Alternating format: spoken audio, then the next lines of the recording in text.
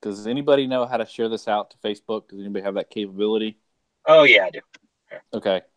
Let Take a me, couple seconds. Yeah, take your time. We're live. I got live over here. Yeah, I'm sure we have thousands of watchers currently. So take your we got time. so many subscribers. Yeah. It went out to a lot of subscribers, so if you're here already, fantastic. Live. If not, yeah, we're live. So this is as unedited as all of our other videos because we decide to pretty much just not edit the videos other than throw the insurance panel up there. So welcome everybody. Welcome to another edition of the insurance panel. Us three just have a lot going on in the past couple weeks and the coming weeks and the weeks after that. It's just a busy time for the insurance panel. Actually, tomorrow, I believe, Chris, if you told me correctly, that's why he's looking so dapper, looking like he just shaved. Unlike he's going to a dinner with, I think, Am. Yeah. Is that right? Yeah, the Equita conference of the year is in Las Vegas tomorrow, and I will be at least sitting at the same table with somebody important from an insurance company, which is always an honor. Production is well recognized in those situations, and I think it's a company that cares about what we have to say, so I'm trying not to say too much once the alcohol starts. Yeah, see what they have to say about the insurance panel. Yeah. But we know at least one carrier watches it, right, Nick? Yeah.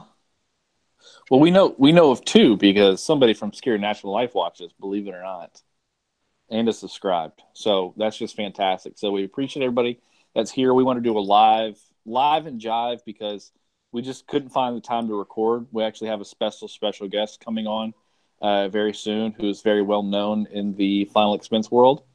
But today is just going to be a very quick pop in, drop out, no editing. Is at 11:28, 7:28. Nick has got to be running out the door. We all have family, and he's not dealing with something. He's getting to go do something with his daughter. Yeah. And then Chris has got to pack, and he's leaving tomorrow. And so we just wanted to get to you guys live and talk to you a little bit about what's been going on. We appreciate you. We're going to try to answer a couple live questions. Let's kick it off, boys. We're here. We're in there like Foursquare. Tell us what's been going on.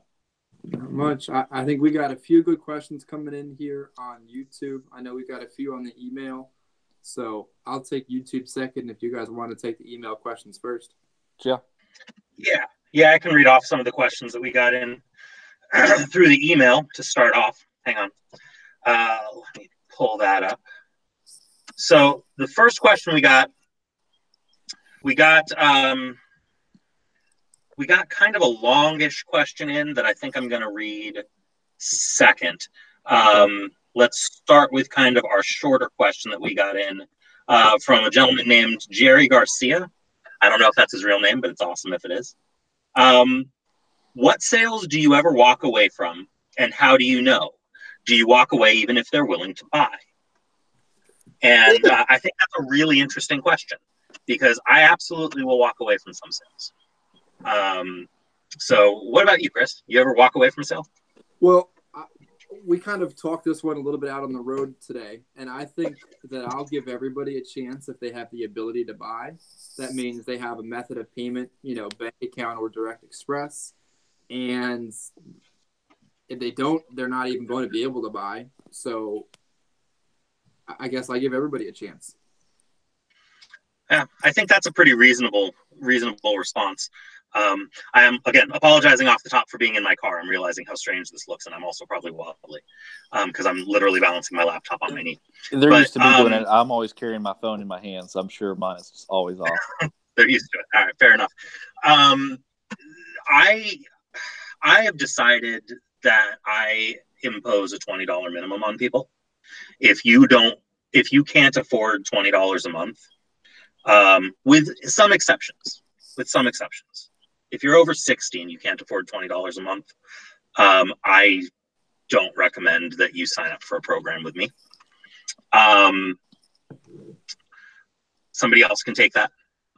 In my experience, the people with the super low premiums are not as good a business and are also usually very high maintenance. If you're scraping for $12 to $15, You know what I It's mean? really It's not someone you want to even. It's not worth the how much ever you're going to get paid in commission from that. It's not. exactly. You're. Go ahead. It's different for me if they're younger. How do you end up in that predicament in the first place? I think that you have to. Well, I think a lot of new agents are afraid to show average to high premium, so they'll start their 3-option close. One of their options is a 5,000 face, so then they get talked down to 2,500 or some horse crap. So it's important to understand that the average premium is probably $55 to $65 a month. And each week, I'm sure you and I and all three of us have $100 a month case to push that average higher. So don't be afraid to show a higher number so you're not talked into $12 a month. Mm-hmm. And I will tell you, I mean, I have a higher than average monthly premium average, and it's been a very consistent number for the last 4 years. It's been solidly $68 a month average premium for me for 4 years now. I feel like that's a pretty rock solidly consistent number for me, and it's because I never start showing somebody a low face. I don't think it's a good idea. And I do impose a $20 minimum.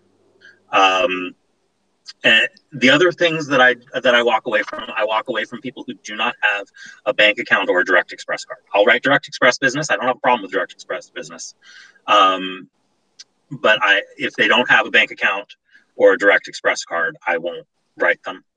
If they've got a Green Dot card or a Metro Bank card or some other non-bank account card, Nexus card, or if they want to pay with a money order.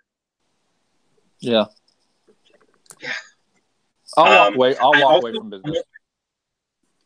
Yeah.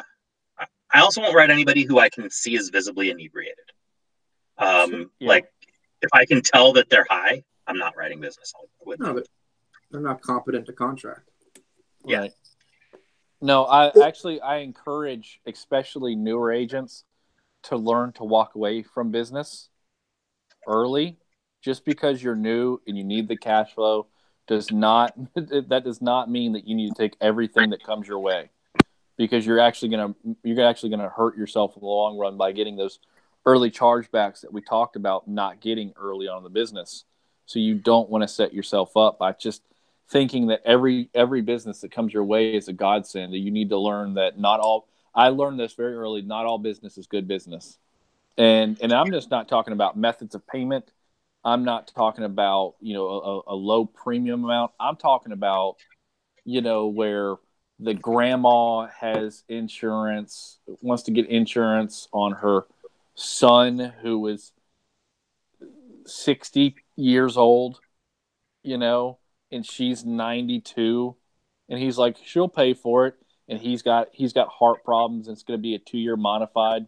You know what I mean? Like that's a chargeback waiting to happen for me, and I just don't feel good about it. I want somebody who is competent, understands what the insurance is, understands why they need it, the need for it. That's the person I'm looking for. I will absolutely walk away from business. Go ahead. Here's a good red flag. I've had this exact scenario reappear in multiple forms, all within my area.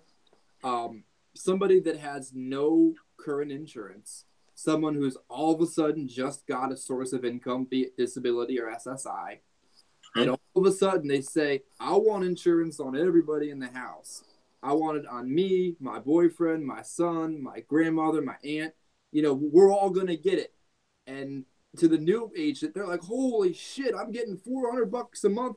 Everyone's getting insurance. And after a while, you start to see that case reappear in different persons. And you're like, you have no history of paying for anything. You just got money for the first time in your life. How about I write you a policy this month and him a policy in 3 months, and I'm going to be your agent for life, but let's take this one step at a time. That's right. Because it literally is too good to be true. Yep. And the other one that I think about that I might walk away from, or you might want to be very careful on who you write it with, is people that call up or they're like, oh, I'm actually terminally ill. I have stage 4 cancer. I've got, really, really, really, really sick people. Because you might think that Gerber pays you as earned, but they do charge you back almost everything if the person dies in the first 2 years. So does almost AIG. So does nearly all the guaranteed issue products. So just because you're not getting an advance on it, if they die, it might come back to get you. And you want to be genuine, you want to be nice, you want to do the right thing, but sometimes it's too late. Very good. Yeah, no, and there's definitely been people that I've told who've been like, I'm getting ready to go into hospice care. That I've said, hey, listen, this isn't the right thing for you. Right. You know, you should contact your local funeral home and start making arrangements with them. It's more expensive, but it's the way to go. Right. You know, that's more the right thing for you. Sure. We're about 10 minutes in. Let's go on to the next one. Okay. On to the next question. So the next question is from Caleb Duran, and he actually sent us a couple of emails. I'm going to skip the first longer email, Caleb. I think maybe that's something for some other time. But you ask a question of how do you track your business? Paper sheets, digital? Is it just a list of appointments? You go on with names and results and another of all the applications you've submitted and need to follow up on. Good question. Said some other nice things and asked some other slightly more detailed questions that I think are beyond the scope of what we can do. Tell them the nice things, because believe it or not, we got haters. We have people think that we're not competent enough to have a YouTube channel and talk about it. We're not experienced enough.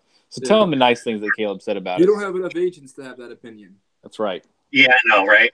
I mean, he did say, you know, he said, I found out the hard way about many of the things you talked about. I started in the industry with a platform that started us on a 25% commission and went up to a highest 65%. And I was there for 3.5 years. They discouraged leads and pushed warm network and prospecting through recruiting and tapping into your recruits' warm market. He lists who he was with, but I'm not going to. Sure. He's now starting to in his 5th year of the business, and he's been making $35,000 to $65,000 a year, and is looking to expand his business. And so he's been saying that the videos have helped give him ideas of what to look for and how to go about doing things. And it's, I mean, and that's really like when you look at both of our Let's Talk About Comp videos, that's really the type of person those videos are aimed at. I mean, realistically, if you're on 100% commission with somebody, yeah, you could be making a little bit more, but you're not really getting ripped off. If you're on 25% commission with somebody, run. If you're on 65% commission with somebody, run. There's no reason. People don't like it when we say stuff like that, but yep, it is what it is. Yeah, I think integrity of the contracts, boys. Yeah, right. We had a fruitful discussion arguing over 5 points at the very top of the personal producer contract levels. But realistically, that's the people that we're glad listen to this, because there's a big difference between freaking 65% and 115%. Yep. So back to his question, and Chris has run out, but I'm sure he knows the question is, how do you track your business? To be honest, I just use what the company gives me. It's very simple for me because I'm only going through one company because of my position.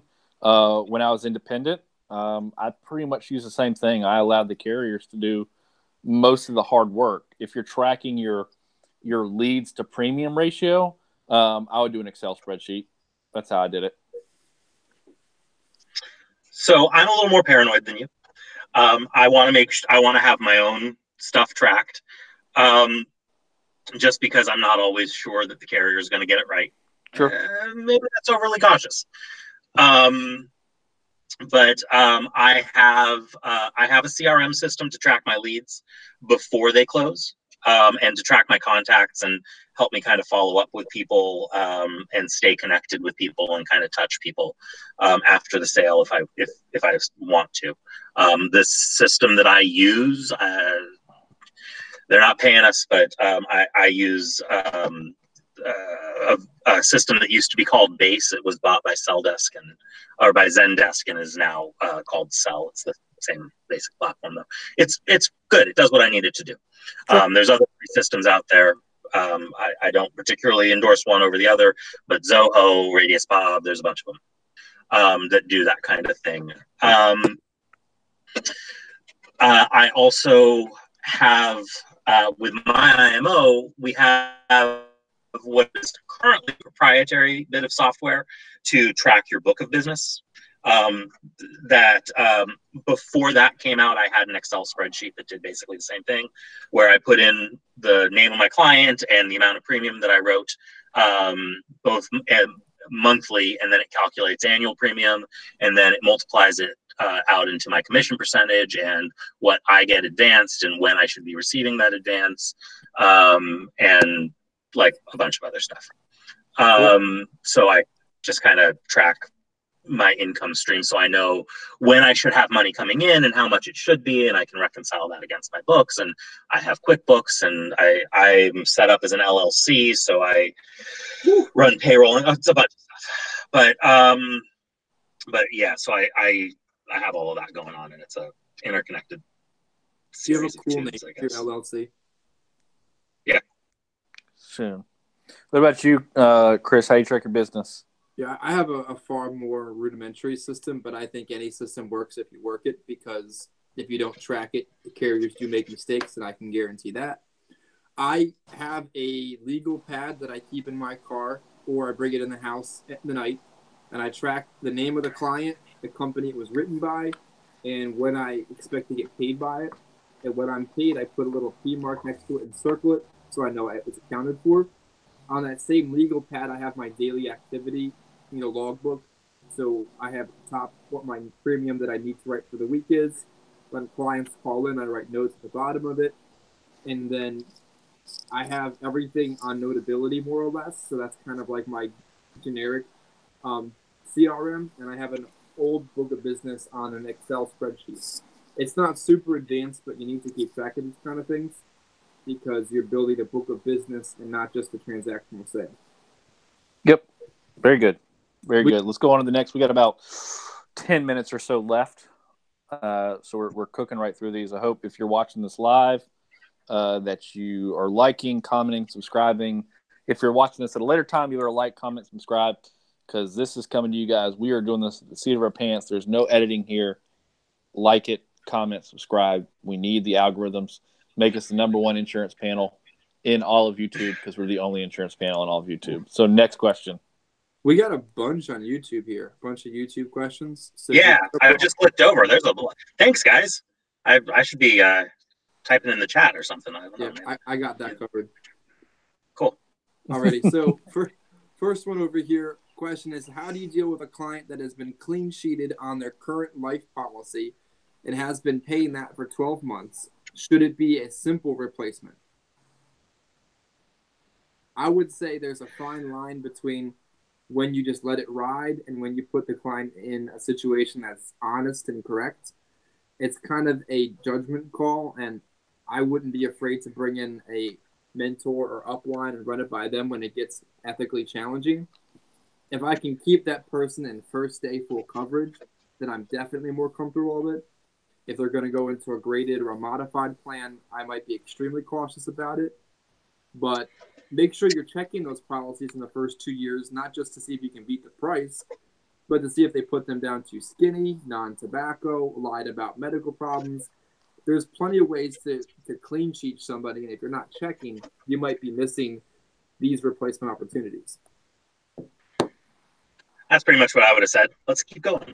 Next question is, how do you handle graded policies due to prescription checks? I'm guessing this is asking, how do you handle it when it goes graded because of prescription check? Is that kind of the basis of that question? Let's take it that way, sure. Sure. Just definitely don't quote the client until you realize what their underwriting is going to go. Too many agents will go. Yeah. Go ahead. No, they'll just quote the lowest premium possible, saying, "Oh, you're going to be first day coverage," and then everywhere they find out, it's going to be graded or modified or what have you, and now they're super backtracking and trying to figure that out. Yeah, underwrite before you quote. Mm-hmm. And sometimes you'll do like a phone interview and things won't go the way that you thought they were going to go, or sometimes you do like a company that doesn't have a phone interview and you have to kind of send it and hope. And then it comes back something different than what you had thought it was going to be. And then you have a conversation with the client and you just be honest with them and let them know that it's different than what you had expected based on everything they told you. But you got to underwrite beforehand. I find the best way to underwrite is to do a prescription check and go through all of their meds. Sure. So you know what's going on. Yep. Just make sure that you have enough carriers so that you're not putting more than 5 to 7% in guaranteed issue. Maybe a few more in true graded policies, but you shouldn't be writing 20, 30, or 40% of GI business. I have a few more questions on YouTube if we can keep it. Yeah, we got about 8 minutes. Already. Where can you get updated cheat sheets for carriers?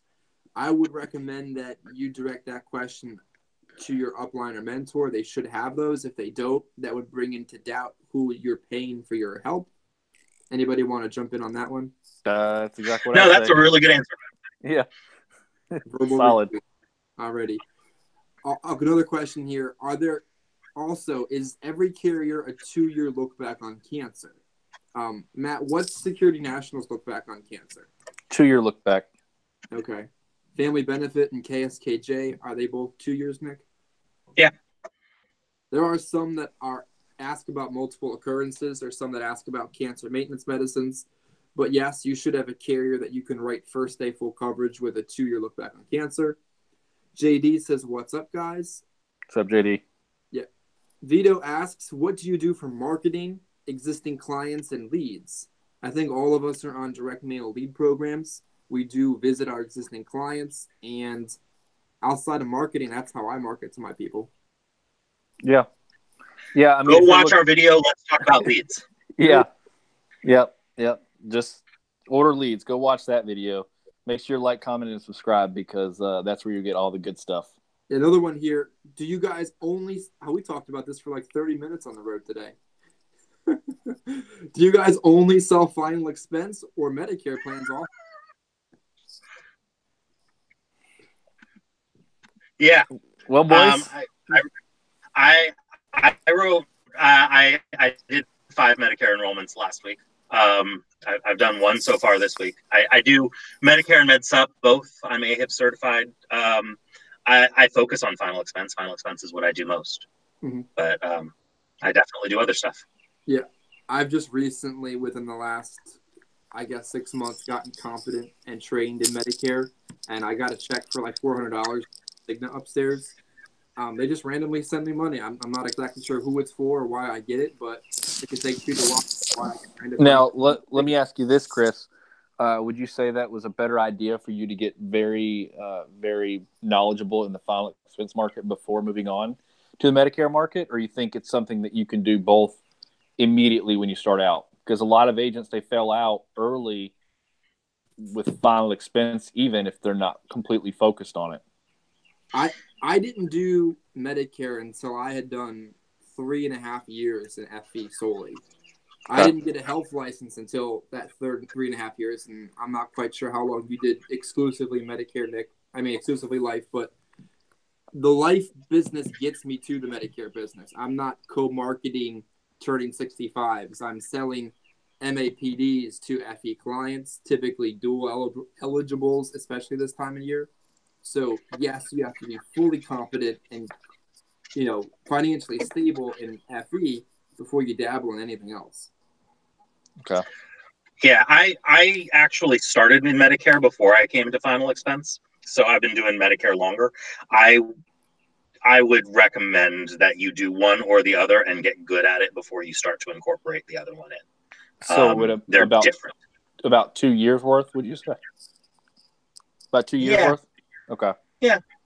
Good enough that you feel like you're confident that you know exactly what you're doing when you're going out and writing final expense, and you can hit your goals without needing to worry about anything every week. Sure. We got about a 3-minute mark, boys, just so y'all know. Medicare is not mentally challenging once you get past the licensing tests. It's just simply like 3 or 4 extra steps in the presentation, not doing them at the same time. But once you get past the book work, it isn't so hard. But Medicare is slow money. It's not going to buy your leads on Friday, but it will make you more financially stable in 5 years. So FE is what pays the bills. Medicare is the bank that you're building down the road. That's a good way to put it. I got another YouTube. I'm out of time. You out of time? I'm out of time. All right, boys. You guys can keep going. I don't know. You might be able to continue going. I'm not sure. I can try and leave it open. You guys can keep taking questions and talking to people. But Well, I'll tell you what. If you're walking out, if it works, it works. If not, we'll see y'all later. Have a good one. Like, comment, subscribe. Nick, you're out. We'll see if it keeps going. I'm out. All right. Let's see if it keeps going. We'll find out. See you later, guys. Here we go. Drum roll, please. The insurance left the call. The insurance. We're still live, apparently. I got live over here. I've got YouTube on. Let's see if we're still live over there. We are. I got another YouTube question. If you want to answer it, I'll pass it to you. Dementia clients. Any options for level for final expense? That one I don't know. Not that I know of. Definitely not level. Maybe a true graded. You're more of an undergirding guru than I am, Chris. So, but as far as I know, there's not going to be any level benefits for a dementia client. No. It's helpful to understand why some of these things are the way they are, and I've been trying to explain that to a few agents. The general dementia patient might only have 5 to 6 years before they're dead from diagnosis to death, and a general final expense product needs 3 to 7 years to start making money. So if they're taking on a client that they know is going to die before they make a profit, they're not going to do very well with it. UHL will take this on their express issue whole life, which pays you full comp, or it should if your IMO isn't robbing you. And in some states, UHL express issue whole life is true graded, but that's only in like 4 states. Generally, if you don't have UHL, you can write a guaranteed issue, but there really is not a ton of good options for dementia. Yeah, and sometimes if you're just trying to get that level, it's kind of like we earlier talked about. There's just some business that you want to walk away from. And make sure if you're writing a dementia client that someone understands what that coverage is. Someone is an owner of that policy. Mm-hmm. Never write a dementia client that's signing for themselves. That's bad news. I've got a few of them that are still very competent and can do a phone interview, but they just have the early stages of dementia. But sure. It's important to key in family members in that kind of conversation. Right. Yeah, it's not a one and done. It's not your typical final expense client. So that's actually a really good question that stemmed off into somewhere else. Just make sure if you do have a dementia client that you have family members or somebody there that understands everything that you're talking about, even if the person sounds very competent. I've actually had quite a few people that have dementia or quote unquote started taking Namenda because they started forgetting their keys, and now that person has dementia. Have you seen that? Have you had that happen to you, Chris? Try me again. I was checking YouTube to see if we had... I had a client who read in the paper that it was a good idea to start taking like Namenda or something that was taken for dementia. And so they told their doctor, well, sometimes I forget where my keys are. And the doctor prescribed them a dementia medication. And now that person for the rest of their medical history has dementia.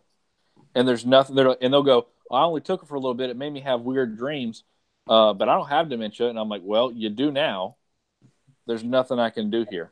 Yeah, I've had a few situations where client might have had a traumatic brain injury and then they were given that medicine, but they no longer take it.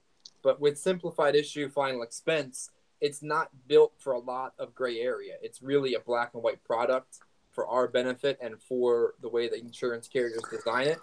So instead of focusing on trying to find the level benefit for the 2% of clients you see, write them what you have, make sure you have the right thing for them, and move the frick on. Or as JD would say on the forums, what he used to say, write the effing app or something, because people would perseverate for so long over what to do instead of do it the best you can and move on to the next person. That's right. My thing is that I used to make up, or someone else made up, and I kind of caught on to it, was OTTN, which is on to the next. Right. So. Yeah, I had a agent friend of mine get somebody level coverage with Great Western for HIV, and Great Western, as long as stuff looks stable for 2 years, they are supposed to take things level. I don't have a ton of confidence in that, but that is something to consider for dementia if you don't have UHL. But that just came to mind while we were chatting. Sure. Anything else on the YouTube? Jose said he got somebody level coverage with an explanation with a carrier, and I asked him to mention who the carrier was. But that's all I got on YouTube so far. Sure. We'll leave that down in the comments so everybody else can kind of figure that one out. All right. He said it was a temporary use. The carrier was KSKJ. So good on them.